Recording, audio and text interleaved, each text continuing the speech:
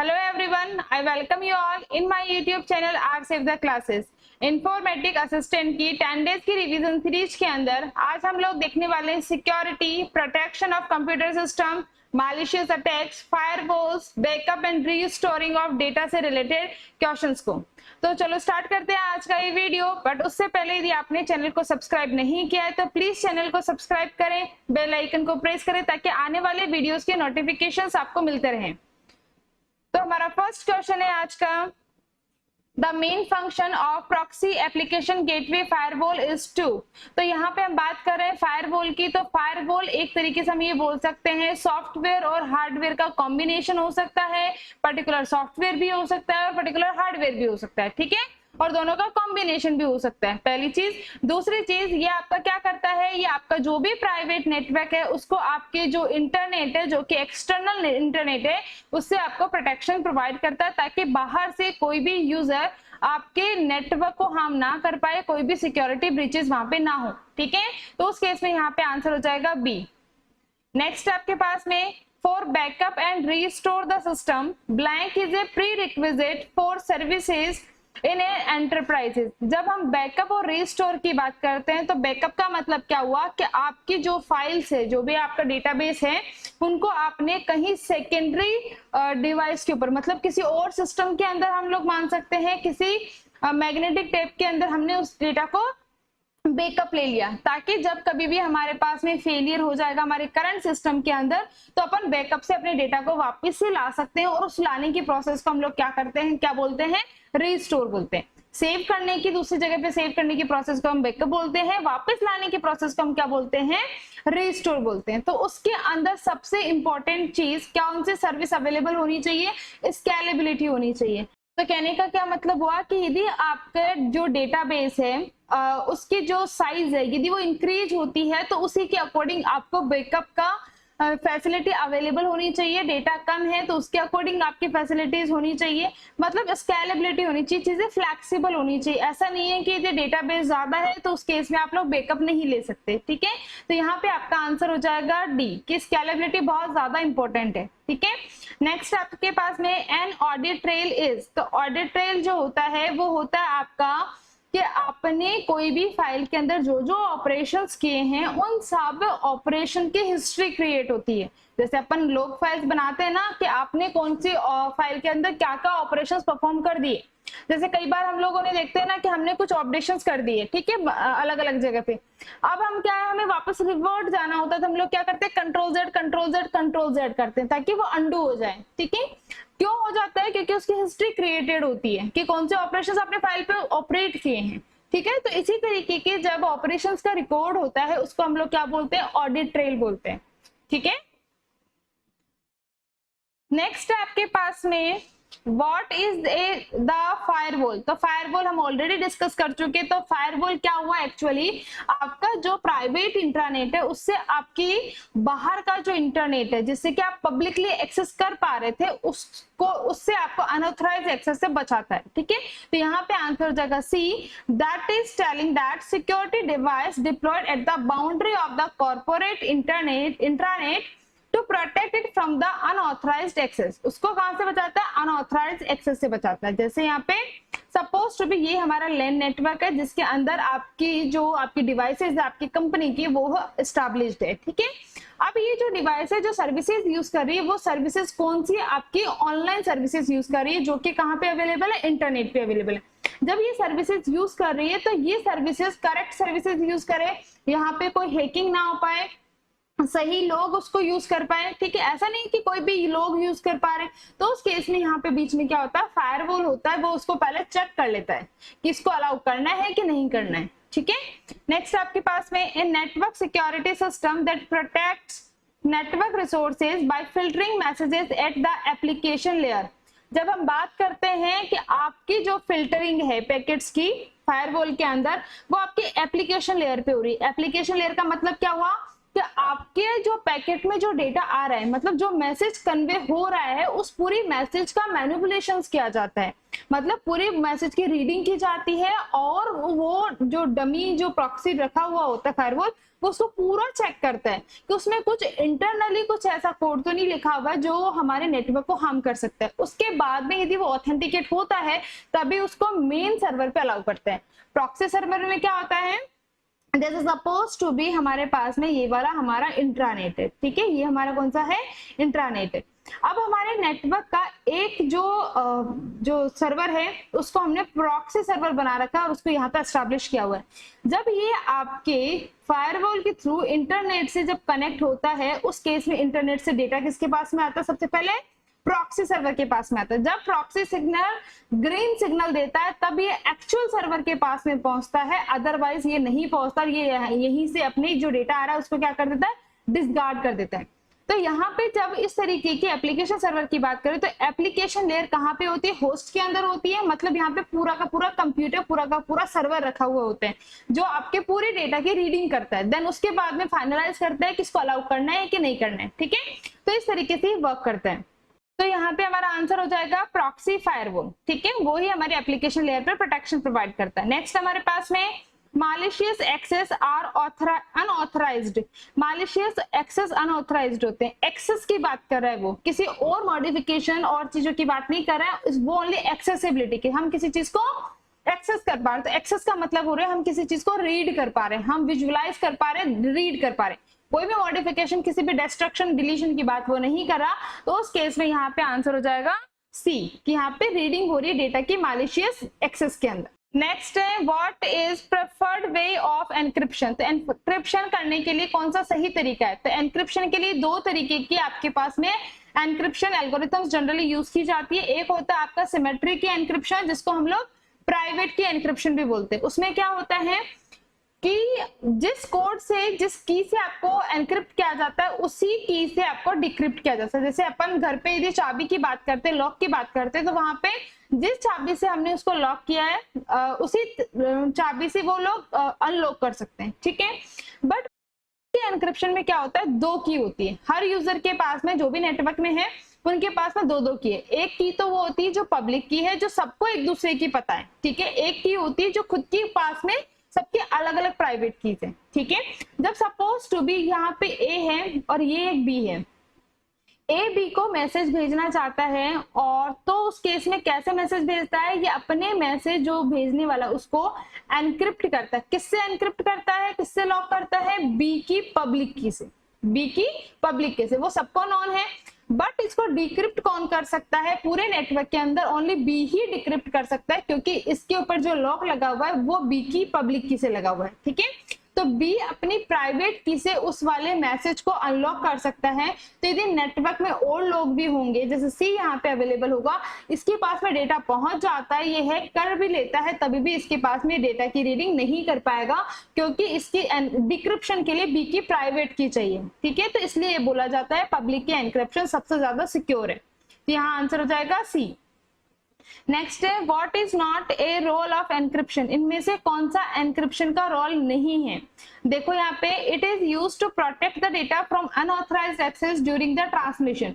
ये तो सिंपल सी बात है, अनऑथराइज्ड एक्सेस से तो बचाता ही है, क्योंकि जैसे ए ने बी को भेजा है तो ये अनऑथराइज्ड एक्सेस इसलिए बचा रहा है क्योंकि कोई और इस यूजर, कोई भी यूजर इसको एक्सेस करने की कोशिश करेगा तो नहीं कर पाएगा, क्योंकि उसके ऊपर एनक्रिप्शन लगा हुआ है, और डिक्रिप्शन के लिए उसको बी की प्राइवेट की चाहिए, तो अनऑथराइज्ड एक्सेस से तो बचा रहा है। नेक्स्ट आपके पास में it is use to ensure the data authentication, authentication भी प्रोवाइड कर रहा है, इंटीग्रिटी भी प्रोवाइड कर रहा है।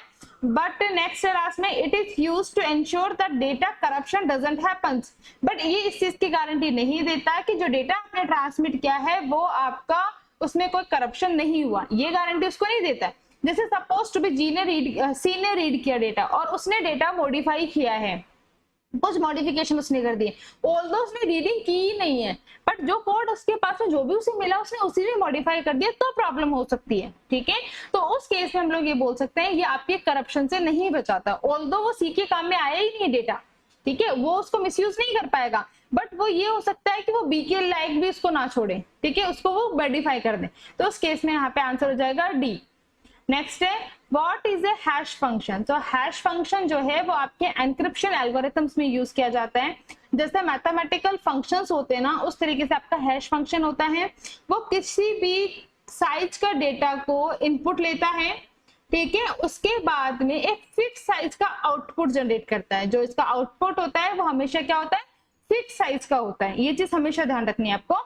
और ये आपके एनक्रिप्शन के अंदर यूज किया जाता है ताकि जब भी ये आपके जो इंट्रूडर्स है, बीच में जो भी अटैकर्स है, यदि इसको अटैक कर भी लेते हैं तो वो कभी भी इसको डिक्रिप्ट नहीं कर पाते। क्यों नहीं कर पाते? क्योंकि उन्हें पता ही नहीं होता कि कितने इनपुट से इसको बनाया हुआ है। क्योंकि जितने भी डेटा इस हैश फंक्शन का मिलेगा वो फिक्स साइज का मिलेगा। जैसे 64 बिट का मिल रहा है तो उसे नहीं पता कि कितने बिट के डेटा को कंप्रेस करके 64 का बनाया हुआ है। तो इस तरीके से इसमें रिवर्जन का ऑप्शन नहीं होता, इसलिए बहुत ज्यादा सिक्योर होता है। ठीक है, यहाँ पे हमारा आंसर हो जाएगा B, it creates a small fixed block of the data. Next आपके पास में which of the following usually observe each activity on the internet of the victim, gather all information in the background and send it to someone else। तो ये सारे काम देखो, यहाँ पे इंटरनेट को छोड़ के यदि किसी मैन की बात करोगे तो ये सारे काम कौन करता है? जो कोई भी कैंडिडेट किसी को स्पाई करता है, उसकी सारी एक्टिविटीज, सारे बैकग्राउंड को चेक करता है, उसके आगे पीछे घूमता है, तो उसको पूरा पता होता है कि इंसान कहाँ जाता है, कितने बजे जाता है, किससे मिलता है, क्या काम करता है। वो स्पाई का काम होता है। तो यहाँ पे वो जो इंटरनेट के तरीके से जो प्रोग्राम ये सारे काम करता है वो कौन होता है? स्पाईवेयर होता है। तो यहाँ पे आंसर हो जाएगा बी। ठीक है, नेक्स्ट है blank is a type of software design to help the users computer detect the viruses and avoid them. ऐसा कौन सा सॉफ्टवेयर है जो आपके कंप्यूटर्स के अंदर वायरसेस को फाइंड आउट करता है एंड उनको अवॉइड करता है? ठीक है, तो यहाँ पे आपके पास में एंटीवायरसेस होते हैं, वो ये सारा काम करते हैं। तो इस केस में आपका आंसर हो जाएगा सी। नेक्स्ट है which one of the following is a type of antivirus program. इनमें से कौन सा एंटीवायरस का प्रोग्राम है? क्विक हील है, मैकफी है और कैस्परस्काई। तीनों ही टाइप आपके वायरसेस के हैं। सबसे अच्छा जो एंटीवायरस होता है वो क्विक हील है, जिसका हमें लाइसेंस लेना होता है। यदि हमारे पास में यदि क्विक हील का एंटीवायरस है तो हमारा सिस्टम प्रोटेक्टेड होता है। ठीक है, कोई भी वायरस इंटरनेट के थ्रू इसमें एंटर नहीं करता है, वो उसको स्कैन कर देता है उससे पहले। नेक्स्ट है it can be a software program और a hardware device that filter all data packets coming through the internet network etc it is known as. यदि हमारे पास में जो भी इंटरनेट के थ्रू डेटा आ रहा है उसको यदि प्रोटेक्शन के लिए उसको पहले फिल्टर आउट किया जाता है, ठीक है, तो वो काम आपका फायरवॉल करता है। तो यहाँ पे आंसर हो जाएगा बी। नेक्स्ट है which of the following refers to stealing one's idea और innovations of others and use it for their own benefits. तो यहाँ पे क्या हो रहा है, किसी और की इन्वेंशंस को और की रिसर्च को यदि कोई भी इंसान खुद का बताता है और उसको पब्लिकली अवेलेबल करवाता है तो उस केस में इन्फ्रिंजमेंट का केस हो जाता है। और इसकी जो प्रोसेस होती है उसको हम लोग क्या बोलते हैं? पायरेसी, प्लेगरिज्म और इंटेलेक्चुअल प्रॉपर्टी राइट्स का मिसयूज भी बोलते हैं। ठीक है, तो यहाँ पे आंसर हो जाएगा ऑल ऑफ द अबव। ठीक है, जैसे हम लोग बोलते हैं ना अपन कॉपीराइट्स की चीजों को अपन खुद की नहीं बता सकते हैं, तो वो चीज ये बोल रहा है। ठीक है, नेक्स्ट है आपके पास में which of the following refers to exploring the appropriate ethical behavior related to online environment and digital media platform। ऐसा कौन सा एथिक्स हम लोग बोल सकते हैं जो डिजिटल मीडिया के प्लेटफॉर्म के अंदर आपके एथिक्स को डिफाइन कर, तो उस केस में आपका आंसर हो जाएगा साइबर एथिक्स, उस चीज का ध्यान रखता है।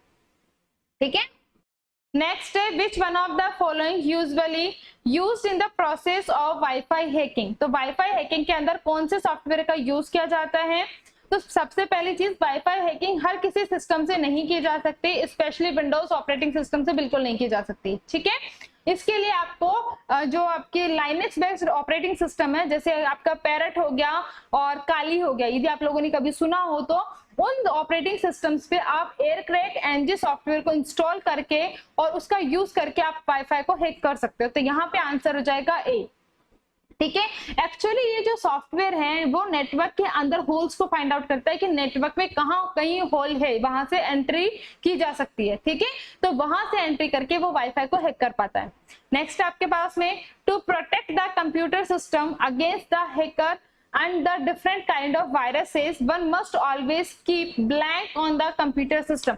यदि हमें हैकर से और वायरस से अपने सिस्टम को बचाना है तो सबसे अच्छा तरीका क्या है कि आप अपने सिस्टम पे फायरवॉल यूज करते हो। ठीक है, जनरली आपके पास में जब आप विंडोज ऑपरेटिंग सिस्टम को खरीदते हो तो आपके पास में क्या आता है, विंडोज डिफेंडर आता है। ठीक है, और जब आप डिफेंडर का आप डायग्राम देखते हो ना या फिर उसका लोगो देखते हो तो उसमें आप लोग देखो उसमें एक वॉल का एक आइकन दिया हुआ होता है, वो आपको ये शो कर रहा है कि हम आपको फायरवॉल की फैसिलिटी प्रोवाइड कर रहे हैं। ठीक है, नेक्स्ट आपके पास में in WiFi security which of the following protocol is used for. तो वाईफाई सिक्योरिटी के लिए हमारे पास में कौन से प्रोटोकॉल्स यूज की जाती है, ये यूज की जाती है वाईफाई प्रोटेक्टेड एक्सेस WPA। ठीक है, इसके अलावा आपके पास में WEP भी अवेलेबल है, WPA सिंपल भी अवेलेबल है, 2 भी अवेलेबल है और अभी करंट सिनेरियो के अंदर WPA3 भी अवेलेबल है। ठीक है, पर इनमें से सबसे जो लेटेस्ट वर्जन है सबसे अच्छा है वो है WPA2, तो यहाँ पे आंसर हो जाएगा B। ठीक है, नेक्स्ट आपके पास में in the computer networks encryption techniques are primarily used for improving the। हम जब कंप्यूटर नेटवर्क्स की बात करें तो हम एनक्रिप्शन प्रोवाइड ही क्यों कर रहे हैं, हम अपने डेटा के फॉर्मेट को चेंज ही क्यों कर रहे हैं, ताकि हमें सिक्योरिटी मिल सके। ठीक है, तो यहाँ पे हमारा आंसर हो जाएगा A। जैसे हम किसकी बात करते हैं, हम बात करें HTTPS की। क्या होता है, HTTP plus secure socket layer मिलके HTTPS बनाते हैं। ठीक है, सिक्योर सॉकेट लेयर क्या करती है, आपका जो डेटा आप www से जो आप लोड कर रहे हो डेटा वो एनक्रिप्टेड फॉर्मेट के अंदर आता है। ठीक है, ताकि बीच में सिक्योरिटी मेंटेन रखे, कोई और इंट्रूडर बीच में कोई भी करप्शंस, कोई भी मालवेयर आपके साथ में प्रोवाइड ना करे। ठीक है, तो उसके लिए यूज किया जाता है। नेक्स्ट आपके पास में विच of the following is the valid difference between the virus and spyware. दो चीज हमारे पास में, वायरस एंड स्पाईवेयर, दोनों में डिफरेंस क्या होता है। जो वायरस है आपका वो आपके सिस्टम को, आपके डेटा को डैमेज करता है, जबकि स्पाईवेयर क्या होता है, स्पाई करता है ओनली। जैसे कोई भी इंसान को स्पाई किया जाता है तो क्या किया जाता है, उसकी वर्किंग को देखा जाता है, वो कहाँ जाता है, क्या करता है, ये सब चीजें देखा जाता है। ठीक है, और वो थर्ड पार्टी को ये इंफॉर्मेशन भेजता है। ठीक है, तो इस केस में यहाँ पे भी वही तरीका है, तो यहाँ पे आंसर हो जाएगा B। उसके अंदर लिखा हुआ है virus damage the data and spyware steal sensitive private information from the network and deliver it to the third party. ठीक है, तो यहाँ पे आंसर हो जाएगा B। नेक्स्ट है which of the following is considered as world's first antivirus program. World का सबसे पहला एंटीवायरस प्रोग्राम कौन सा था, तो वो था आपके पास में रीपर, जो कि आपकी क्रीपर प्रोग्राम्स को रिमूव करने के लिए यूज किया गया था। अब यहाँ पे जो वर्ड्स है वो आपस में रिलेटेड है। क्रीपर प्रोग्राम्स मालवेयर प्रोग्राम्स को बोला गया है, जिसको रिमूव करने के लिए रीपर प्रोग्राम्स के एंटीवायरस का यूज किया गया था। ठीक है, ये बनाया किसने था, रे टॉमलिंसन ने ये बनाया था, तो यहाँ पे डी वाला है वो उसने ये बनाया था। ठीक है, इस तरीके से इसकी वर्किंग है। नेक्स्ट आपके पास में the term chap stands for. तो टर्म जो है आपकी चैप, उसका एक्रोनिम है, फुल फॉर्म है आपके यहाँ पे चैलेंज हैंडशेक ऑथेंटिकेशन प्रोटोकॉल, तो यहाँ पे आंसर हो जाएगा C। नेक्स्ट है which type of the following malware doesn't replicate और clone themselves through the infection. इनमें से कौन सा ऐसा मालवेयर है जो अपने आप का रेप्लिकेट नहीं करता, मतलब अपने आप की कॉपी नहीं बनाता है। जो ट्रोजन हॉर्सेस है वो अपने आप की कॉपी नहीं बनाता है, ये जिस काम के लिए एंटर करता है आपके नेटवर्क में बस वो ही काम करता है। यदि इसको कुछ चुराना है तो ये चुराता है, यदि इसको किसी पर्टिकुलर काम को या पर्टिकुलर प्रोग्राम को करप्ट करना है तो वो काम करता है, ये अपने आप की कॉपी नहीं बनाता। ठीक है, तो यहाँ पे आंसर हो जाएगा B। नेक्स्ट है which of the following statement is true about the Trojan. Trojan के बारे में क्या बोला जा सकता है, ट्रोजन जो है आपके पास में it perform the task for which they are designed और प्रोग्राम। ये ओनली वही टास्क परफॉर्म करते हैं जिनके लिए ये डिजाइन किए हुए हैं। यदि इन्हें स्टील करना है, मतलब चुराना है आपके नेटवर्क की इंफॉर्मेशन को, तो चुरा लेते हैं, डैमेज करना है तो डैमेज कर देते हैं, और कुछ आपको लीक करना तो वो कर सकते हैं। ठीक है, बट ये अपने आप की कॉपी नहीं बनाते हैं, ठीक है। नेक्स्ट आपके पास में in order to ensure the security of the data and information we need blank the data। हम सिक्योरिटी की बात करें, जब भी सिक्योरिटी की बात करते हैं तो यहाँ पे हम बात करें एनक्रिप्शन की, तो यहाँ पे आंसर हो जाएगा ए, ठीक है।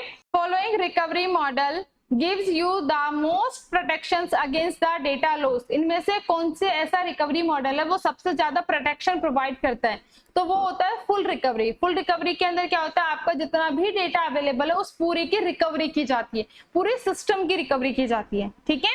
तो उस केस में यहाँ पे आंसर हो जाएगा ए।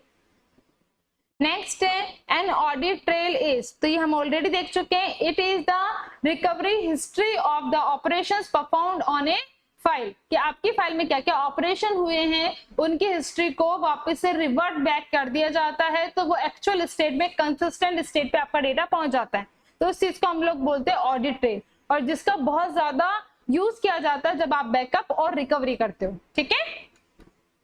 नेक्स्ट आपके पास में which technique is used to store a database up to the last consistent state after the system failure। आपके सिस्टम के अंदर, आपके डेटाबेस सिस्टम के अंदर यदि आपके जो डेटा है वो फेलियर अकर हो चुका है, मतलब वहां पे डेटा करप्ट हो चुका है, लॉस हो चुका है, तो उस केस में ऐसी कौन सी टेक्निक है जिसके थ्रू आप अपनी जहां तक आपका डेटा बिल्कुल सही था वहां तक आप वापस से पहुंच जाते हो, ठीक है। कई बार आप लोगों ने सुना भी होगा कि जब आप रिकवरी के लिए जाते हो या सिस्टम को सेट करवाने जाते हो तो वो ये पूछता है कि आपका सिस्टम कब किस दिन तक सही चल रहा था। आप लोग बताते हो कि परसों तक सही चल रहा था या कल तक सही चल रहा था, तो वो क्या करता है उस पिछली वाली कंसिस्टेंट स्टेट है आपको वापस ले आता है, वापस रिवर्ट बैक करके वापस उस स्टेट पे ले आता है। तो यहाँ पे भी क्या हो रहा है, यदि हमारा डेटा का लॉस आज हुआ है तो कल तक यदि हमारा डेटा सही था तो वहां तक की डेटा की रिकवरी वो कर देता है, ठीक है। तो उस केस के लिए आपका बैकअप भी यूज होता है, क्योंकि जब यदि आपके पास में डेटाबेस स्टोर ही नहीं होगा तो बैकअप कैसे लेगा, क्योंकि आपको परसों तक का डेटा वापस एज इट इज चाहिए, राइट। तो उस केस में बैकअप की रिक्वायरमेंट भी होती है और उस बैकअप को आपके सिस्टम में रिट्रीव करने की रिक्वायरमेंट भी होती है, जिसको हम लोग रिकवरी बोलते हैं, ठीक है। तो यहाँ पे आंसर हो जाएगा सी।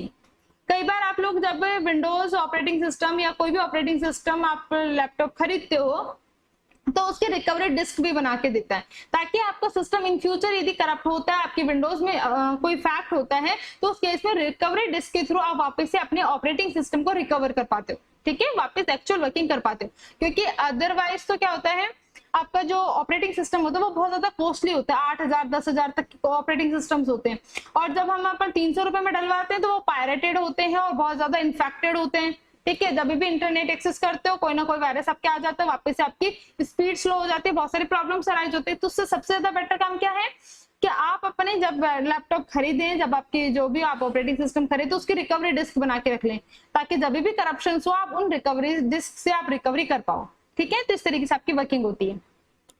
नेक्स्ट आपके पास में what is log based recovery system. Log based recovery system का क्या मतलब होता है, लॉग बेस्ड का मतलब ये होता है कि आपने जो भी ट्रांजैक्शंस परफॉर्म किए उन सबके रिकॉर्ड्स बने हुए हैं। जैसे यहाँ पे एक ऑपरेशन हो गया, ये पे एक ऑपरेशन हो गया, जैसे सपोज टू बी ए ने बी को 50 रुपए दिए, ठीक है, तो ए के अकाउंट से बी को कितना अमाउंट ट्रांसफर, 50 रुपीज ट्रांसफर। इस पूरे ट्रांजेक्शन में क्या क्या ऑपरेशन हुआ, पहला ऑपरेशन हुआ ए के अमाउंट से 50 रुपए लेस हुए, देन बी के अमाउंट में 50 रुपए ऐड हुए, ठीक है।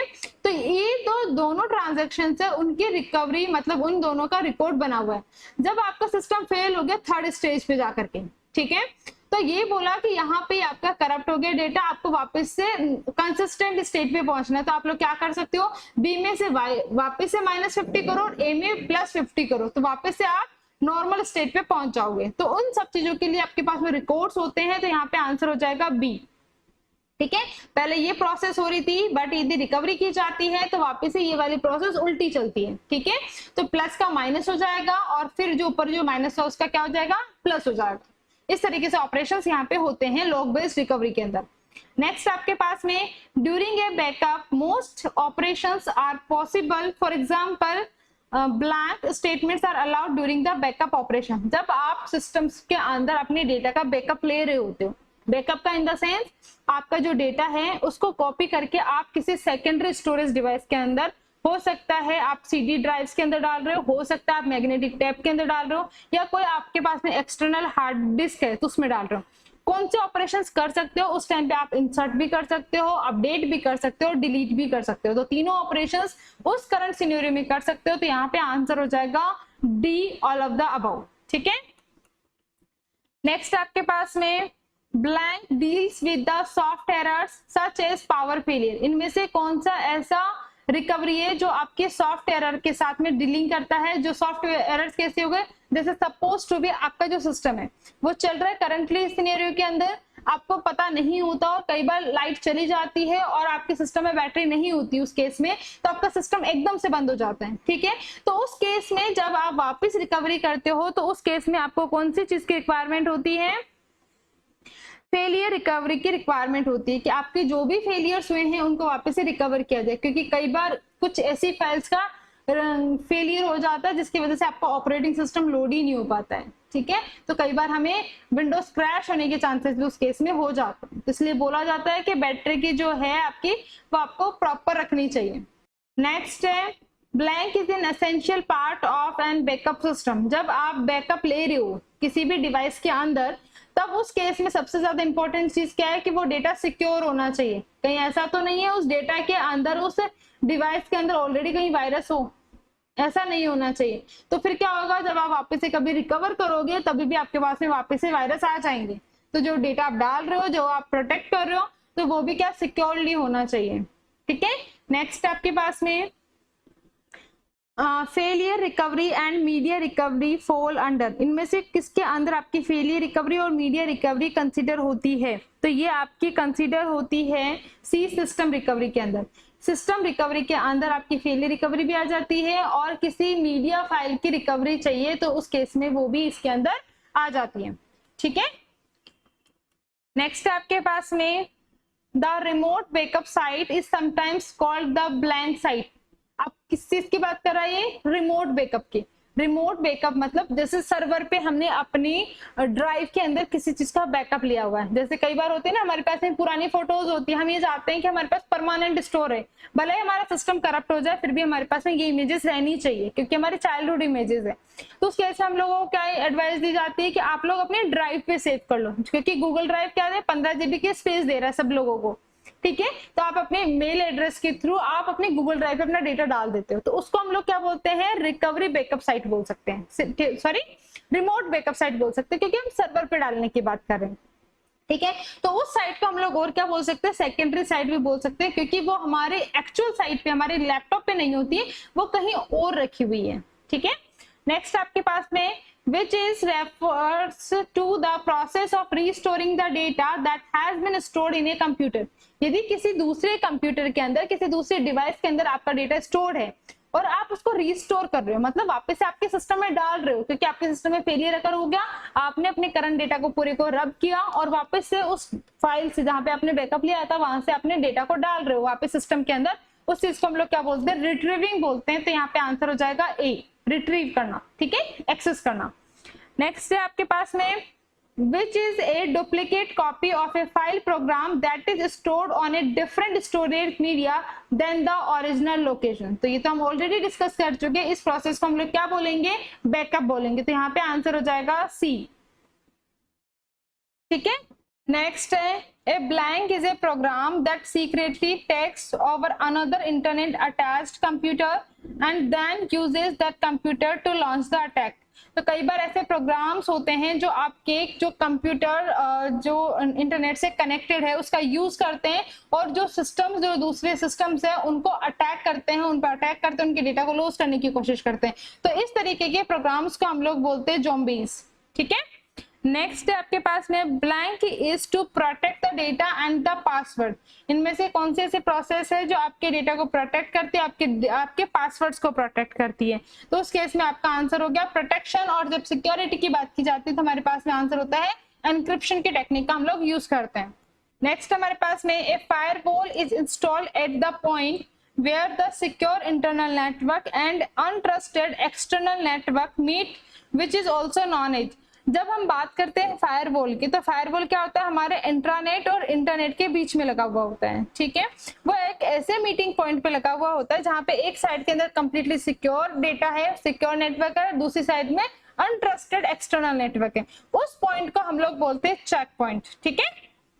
तो यहाँ पे आंसर हो जाएगा ए। नेक्स्ट हमारे पास में blank is used to carry traffic of one protocol over the network that doesn't support that protocol directly। कई बार ऐसी चीजें अगर हो जाती है कि एक प्रोटोकॉल दूसरे प्रोटोकॉल को सपोर्ट नहीं करती, बट उसमें डेटा कई देर ट्रांसमिशन करना होता है, तो वहां पे टनल बना के किया जाता है। क्योंकि कई बार जैसे नॉर्मल लाइफ में भी तो ऐसा होता है कि कहीं पे यदि रोड बनाना पॉसिबल नहीं होता, कुछ बैरियर्स वहां पे अगर हो रहे हैं, तो उस केस में वहां पे टनल बनाई जाती है, ठीक है। तो उसी तरीके से जब आपके इंटरनेट के ट्रैफिक की बात करती है, तो उस केस में भी यदि दो प्रोटोकॉल्स आपस में कम्युनिकेट नहीं कर सकती, तो उस केस में वहां पे टनलिंग के थ्रू वो आपस में कम्युनिकेट करती है, ठीक है। तो ये आंसर हो जाएगा ए। नेक्स्ट है a blank is an extension of enterprises private internet across a public network such as internet creating a secure private connection। ऐसा कौन सा एक्सटेंशन है जिसका यूज करके जो कंपनी की जो प्राइवेट नेटवर्क है वो आपके पब्लिक जो नेटवर्क है उनसे कम्युनिकेट कर पाते हैं। उनके लिए हमें क्या चाहिए होता है, सिक्योर प्राइवेट कनेक्शन चाहिए होता है। तो उसके लिए हमारे पास में यहाँ पे हो जाएगा बी VPN, जिसका फुल फॉर्म होता है वर्चुअल प्राइवेट नेटवर्क। तो उसका हम लोग यूज करते हैं क्योंकि आपके जो प्राइवेट नेटवर्क है उसको वर्चुअली वो पब्लिक बनाने की कोशिश करता है ताकि आप बाहर के नेटवर्क से कम्युनिकेट कर पाओ, ठीक है। तो यहाँ पे आंसर हो जाएगा बी।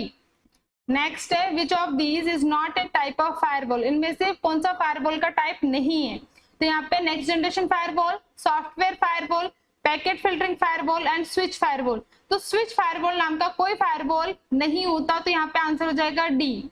नेक्स्ट है which of following type of firewall is also known as proxy firewall. हम लोग प्रॉक्सी फायरवॉल को और क्या बोल सकते हैं, एप्लीकेशन लेवल गेटवे फायरवॉल बोल सकते हैं। क्योंकि हम लोगों ने जब डिस्कस किया पहले क्वेश्चंस के अंदर, हम लोगों ने क्या बोला था कि प्रॉक्सी फायरवॉल जो है आपके पूरे सिस्टम के अंदर लगा हुआ है, पूरे आपके एक डमी सर्वर बना हुआ होता है जिसमें लगा हुआ होता है, ठीक है। और वो सर्वर इसलिए लगा हुआ होता है क्योंकि वो एप्लीकेशन लेयर पे जाकर के वर्किंग होती है, पूरे डेटा की रीडिंग स्कैनिंग होती है। तो यहाँ पे हम लोग बोल सकते हैं आंसर हो जाएगा सी। नेक्स्ट है network layer firewall works as a. तो नेटवर्क लेयर पे हमारा आईपी प्रोटोकॉल आता है और टीसीपी प्रोटोकॉल्स का यूज करते हैं। तो वहां पे हमारे पास में पोर्ट एड्रेस आ गया, आईपी एड्रेस आ गए, ठीक है। तो उस केस में हम अपने पैकेट्स की फिल्टरिंग करते हैं, तो उस केस में हम लोग बोल सकते हैं नेटवर्क लेयर पे जो फायरवॉल होता है उसको हम पैकेट फिल्टर फायरवॉल भी बोलते हैं। तो यहाँ आंसर हो जाएगा बी। नेक्स्ट है हमारे पास में which of following software that has self replicating software that causes damage to the files and systems। ऐसा कौन सा सॉफ्टवेयर है जो अपने आप की कॉपी बनाता है जिससे वो फाइल को डैमेज भी कर सकता है और आपके सिस्टम को डैमेज भी कर सकता है। तो उस तरीके के जो वायरसेस होते हैं, सॉफ्टवेयर होते हैं, उनको हम लोग वॉर्म बोलते हैं, ठीक है। तो यहाँ पे आंसर हो जाएगा ए वॉर्म्स। ये अपने आप की कॉपी बनाते जाते हैं जिसकी वजह से आपके जो सिस्टम्स की जो नॉर्मल वर्किंग है आप वो भी परफॉर्म नहीं कर पाते क्योंकि वो अपने आप की कॉपी बनाते ही जाते हैं। नेक्स्ट आपके पास में antivirus software is an example of. Antivirus software किसका एग्जाम्पल है, एक सिक्योरिटी यूटिलिटी प्रोग्राम्स का एग्जांपल है। जैसे हम लोग बोलते हैं ना कौन कौन से तरीके के सिस्टम्स होते हैं, एक सॉफ्टवेयर सिस्टम्स होते हैं, एक यूटिलिटी सॉफ्टवेयर होते हैं। तो ये जो एंटीवायरसेस होते हैं वो आपके यूटिलिटी सॉफ्टवेयर के एग्जांपल्स होते हैं, ठीक है।